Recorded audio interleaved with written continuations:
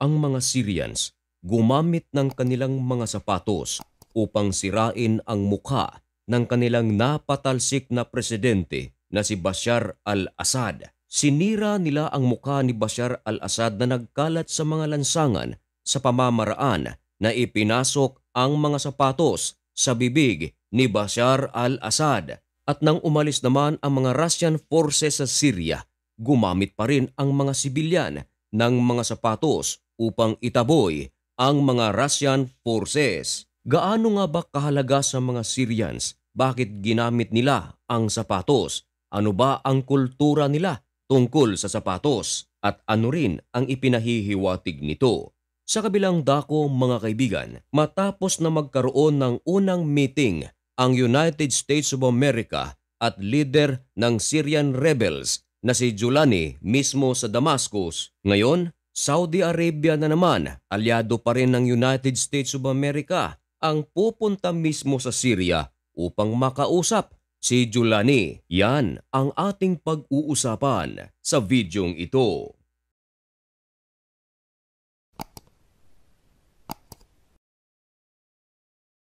Tama ang inyong narinig mga kaibigan na ang nagkalat na mga propaganda pictures ng napatalsik na presidente ng Syria na si Bashar al-Assad ay pinagsisira ng mga sibilyan sa Syria at hindi lang basta-bastang pinagsisira ito sapagkat meron silang ginawa na talagang napakalaki ang meaning nito para sa kanila. Ito ay ang pagpasok ng mga sapatos sa bibig ni Bashar al-Assad. Marahil ay sabihin ng iba, ano ngayon, sapatos lang naman iyan, mga branded pa. Pero huwag ka dahil ang mga sapatos sa kultura ng mga Arabo ay talagang napakalaki ng significance. Sa kultura kasi ng mga Arabo mga kaibigan, kung sakaling sampalin ang isang tao gamit ang sapatos, hindi ito normal na sampal lamang. Sa kultura kasi ng mga Arabo, ang sapatos ay ikinokonsidera na ito ay marumi. Of course, kahit dito sa atin, sa ating bansang Pilipinas, yung sapatos kahit saang-saang dako na napunta, nagpunta ka ng CR at kahit saan pang maruruming lugar, marumi talaga yung sapatos. Tapos yung iba, may medyas pa na talagang pag yung siningo ay talaga namang yun na mga kaibigan. At ang paniwala ng maraming mga Arabo na kapag ang isang tao ay nasampal gamit ang sapatos, nangangahulugan ito na ang sinampal ay mas mababa pa kaysa sa dumi. At isa pang kahulugan nito ay adding insult to the injury. Tulad na lang ng larawan na inyong nakikita ngayon. Yan ay mukha ni Bashar al-Assad.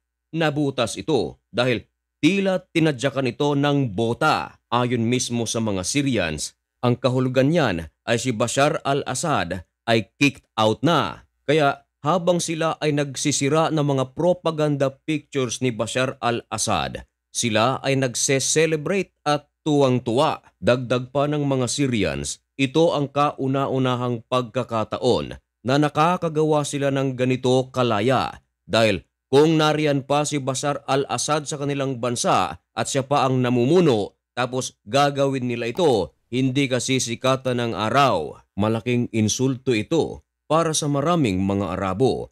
Naaalala niyo pa ba mga kaibigan ang nakaraang Pangulo ng United States of America na si George Bush noong pumunta ito sa Baghdad at nagsagawa ng kanyang speech?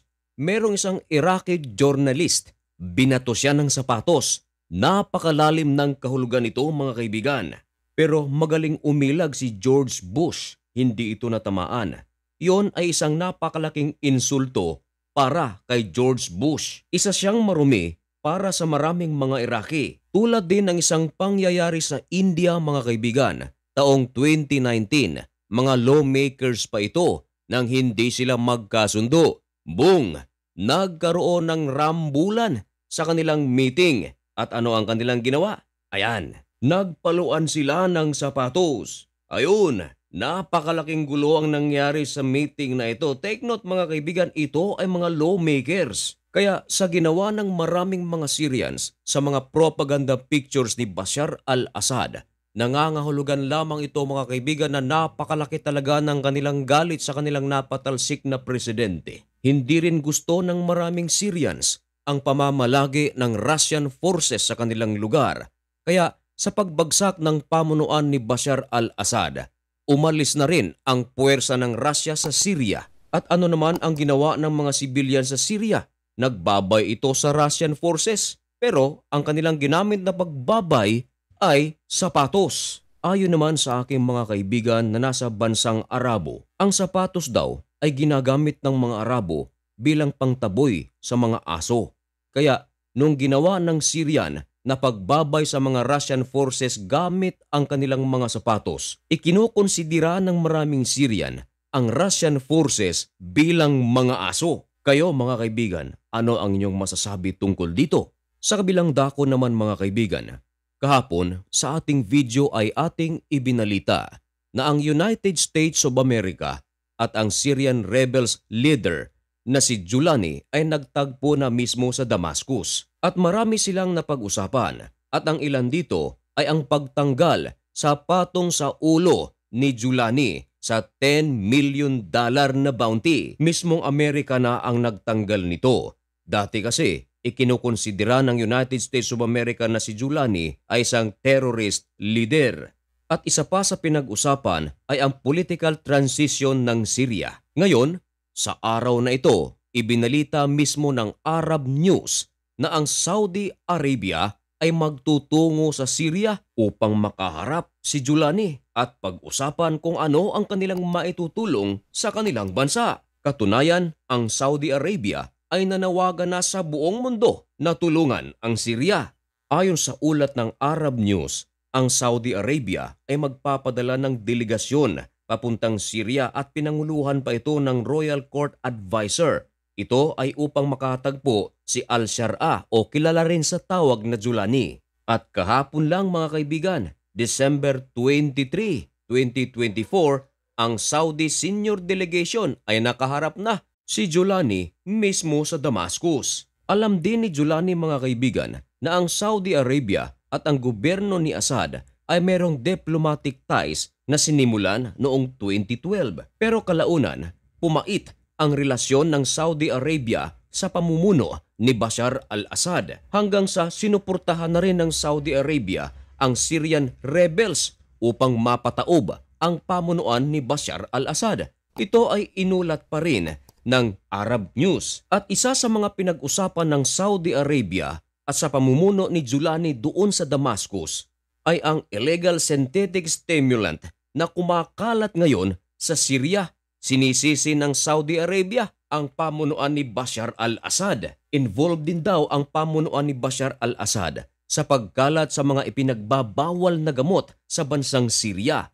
Isa rin daw ito sa dahilan kung bakit napakayaman ng kanilang dating presidente. Kaya isa ito sa pinag-usapan ng Saudi Arabia at ni Julani. Nais nila na ito ay mawala na ng tuluyan. Marami ng mga bansa ngayon ang nais na magtungo sa Syria upang makipag-usap sa kanilang itinuturing na leader ngayon na si Julani. Pero kapansin-pansin mga kaibigan na ang mga bansa na nais magtungo sa Syria ay mga bansa na malapit ang relasyon nito sa United States of America at Israel. Ano kaya ang magiging susunod na pamumuhay na mangyayari sa Syria kung sakaling maging kaibigan na ng tuluyan ng Syria ang United States of America, Israel at iba pang Western countries at maging ang Saudi Arabia, Jordan, Bahrain at iba pa? Ano sa tingin ninyo ang mangyayari sa ekonomiya ng Syria? Mga kaibigan, yan ang ilan sa mga bagay na ating aabangan dito lang sa Usapang Banal. Kaya para maging updated ka, pasubscribe na rin ng maliit na channel natin na ito. Hanggang dito na lamang muna ang video ito. May God bless you and thank you so much for watching. Goodbye.